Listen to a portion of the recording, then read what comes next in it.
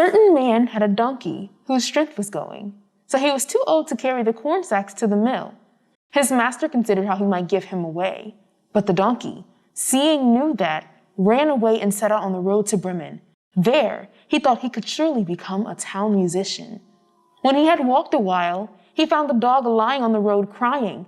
"Why are you crying so loud, you big fellow?" asked the donkey. "I am old and weak," he replied. "My master wanted to kill me, so I ran away. But how can I earn my bread now?" "I am going to Bremen and shall become a town musician there," Donkey told him. "Come with me. I will play the lute and you can beat the kettle drum." The dog agreed and they went on. Soon they came to a cat with a face like 3 rainy days. It was the same with her. "You're too old to catch mice, but you might understand music," they said to the cat. "Come with us to Bremen." The cat thought well of it and went with them. After this, the 3 fellows came to a farmyard where the cock was sitting upon the gate, crowing with all his might. "Your crow goes through and through one," said the donkey. "What is the matter?" "They intend to eat me in the soup tomorrow," he cried. "You'd better come with us," the donkey said. "We are going to Bremen. You have a good voice. If we make music together, it should have good quality." The cock agreed to this plan, and all 4 went on together.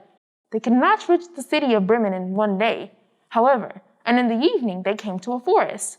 There they meant to pass the night. The donkey and the dog laid themselves down under a large tree.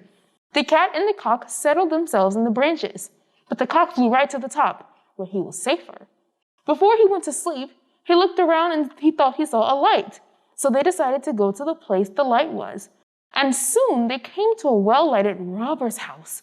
The donkey, as the biggest, went to the window and looked in. "I see a table covered with good things to eat and drink. The robbers sitting at it, enjoying themselves," he soon told the others. "That will be the sort of thing for us," said the cock. Then the animals thought about how they should manage to drive away the robbers, and at last they had a plan. The donkey placed himself with his 4 feet upon the window ledge. The dog jumped on the donkey's back. The cat climbed upon the dog, and lastly, the cock flew up and perched upon the head of the cat. When this was done, they began to perform their music together. The donkey brayed, the dog barked, the cat mewed, and the cock crowed.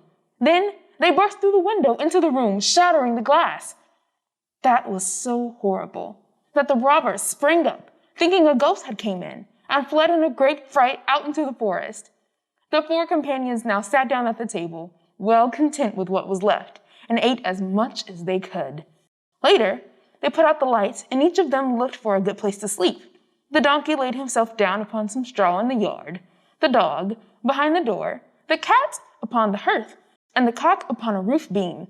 Tired, they soon went to sleep. After midnight, the robbers saw that there was no light in the house, so the captain ordered one of them to go back again and examine the house. The robber found all quiet, so he went into the kitchen to light a candle. But, taking the glistening eyes of the cat for hot coals, he held a matchstick to them to light it. But the cat did not understand the joke and flew in his face, scratching. He was very frightened and ran to the back door, but the dog, lying there, sprang up and bit his leg. And as he ran across the yard by the dunghill, the donkey gave him a smart kick with its foot.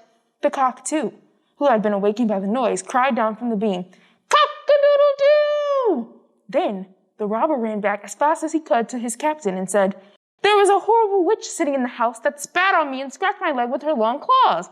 And by the door stands a man with a knife who bit my leg.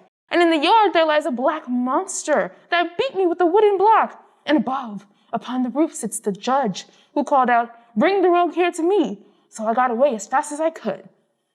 After this, the robbers never again dared to enter the house. But it suited the 4 musicians of Bremen so well that they did not want to leave it any more.